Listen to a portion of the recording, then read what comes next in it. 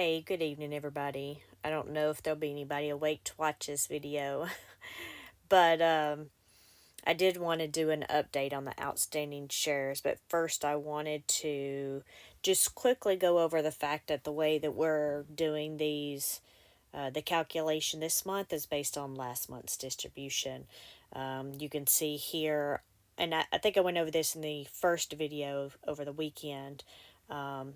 But the only reason I'm going over this again because of a lot of the comments that have been put in on these videos, and I just want to point out that I'm doing this just like I did this for the last month. That doesn't mean they'll do this the same thing or it'll come out to the same way this month. Things changed, and we know just because calculations work doesn't mean that's what will be paid. They make management decisions, whether it be based on actual earnings or the yield that it was last month. And if they're trying to maintain a certain yield, maybe they want to keep some income for the next month. Maybe they think that, or maybe they have some they need to cover for the previous months. All these can always change. So everything we do is just for fun, right? We're just doing this to see if we can figure out the puzzle, and everybody just likes to have an idea of what it could or could not be because we don't know, right? And again, this one's new, but I know Retire on Dividends does it. I know I do it. There used to be somebody else that did it, and I don't even, man, I forgot about him now. It's been many months now, but again, these are just us taking the data and us try to come up with the calculations. It just so happens that this is the calculation that worked last month. Again, we use those outstanding shares. We use the dividend payments. I didn't add in the fee when I did my original investment. So after the fact, I came back and added the fee and showed the update so it would show how it would work out. And I just used this exact same format this month. But you can see on the YMAG, it more than doubled in the number of shares. So you can see that the distribution ended up going less than half based on that. Based on the ex-dividend date of YMAG, of the underlying for YMAG and YMAX, and then to the declaration date of the distribution for YMAG and YMAX, sort of like we're doing now, that week or so in between. And you can see down here for YMAX, it only went up about 25%, so it didn't reduce as much. But I think my guess is what happened here is everybody did their own calculations, right? And decided, looked at it, was like, okay, well, YMAG's going to pay the most, so we're going to buy into YMAG. So, and of course, a lot of people thought that, so they bought into it, which then, made the outstanding share count even higher. Therefore, it made the distribution even lower. So not as many bought in on the YMAX. So then the opposite happened, right? But these, again, this is how the calculations worked out for next month. These are my opinions as far as, guessing what may or may not have happened as far as why one was bought in more than the other.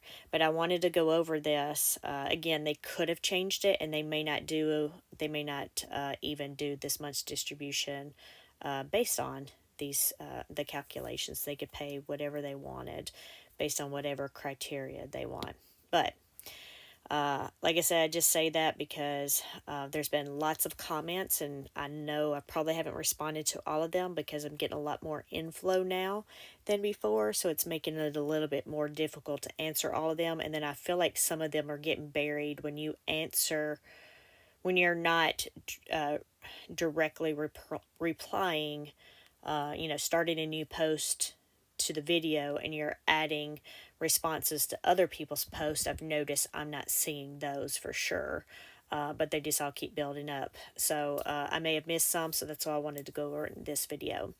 But to go over today's holdings, YMAG and YMAX here, the outstanding shares for today, the end of today was 1,200 for YMAG, so it went up 100, and YMAX went up 500,000. So if, again, pure calculations, if we go over to the right, we can see where it started on the with the holdings dated March 6th down through the 13th for both funds. But in the end, you're looking at 63 to 68 cents, which is still pretty good. It's even more than last month. So if we go back, I think this one, yeah. Last month there was, you had 31 and 25%. So, and here we're at 34.39. So that's still better. So they may, who knows, they could maybe not pay all of this out, right? And keep some for the future just in case. I know they do that with the single named ETFs. I just don't know that they would do this with the YMAG and YMAX. But there was somebody, I know, commented on several of the videos about Jay stating in an interview that these were done differently. So I don't know. We will see. And I wanted to point out one more thing. I just wish I knew it was. Oh, I did have another date down here on the bottom of these where I dragged the formula one too many times when I built this. Of course, as you see, I've removed it because distribution announcement will be tomorrow. Declaration date is tomorrow. So you should see an announcement somewhere around 8:30, whether in your email or online. Sometimes it's been a little earlier, been a little late. You also probably will see it on Twitter or X, and of course that will be the true amount. And then I can always go back, look at that, and see if it was a mathematical equation or something here, or if it, like if there's something else we need to fix. Last month, the only thing I needed to fix with the fee was the fee. My guess is if, the numbers are different, then, I mean, there's always a possibility that the holdings, outstanding share would be wrong, but it's very doubtful. I've never paid a lot of attention, but I doubt it is. But my guess is if it's different, there's no calculation that I can do to fix that here. I will say in tonight's interview, the 0.29% that was mentioned, and Jay said the way the fees actually work on these is they take a little bit out of the NAV every day. So yeah, I don't know. It worked, like I said, for last month's calculation just to do that 0.29% on the dividends paid because that's the income. But I don't know. But like I said, it was mentioned tonight that they take a little bit out each day, I guess. So, you're not significantly reducing a NAV at once and it's small increments. So maybe that could be some adjustments in there as well. Maybe they were taking it out, most of the month, and they either took out too much or too little. Who knows?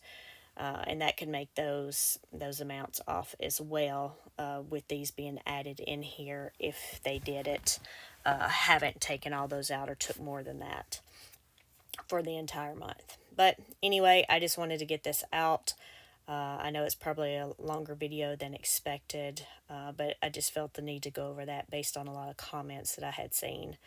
I'm going to get off here so I can work on the other two videos, and I hope y'all enjoyed this video. And just a reminder that all of this is for fun and educational purposes, and just take it all with a grain of salt, but hopefully y'all enjoyed this. Y'all have a good night. Bye.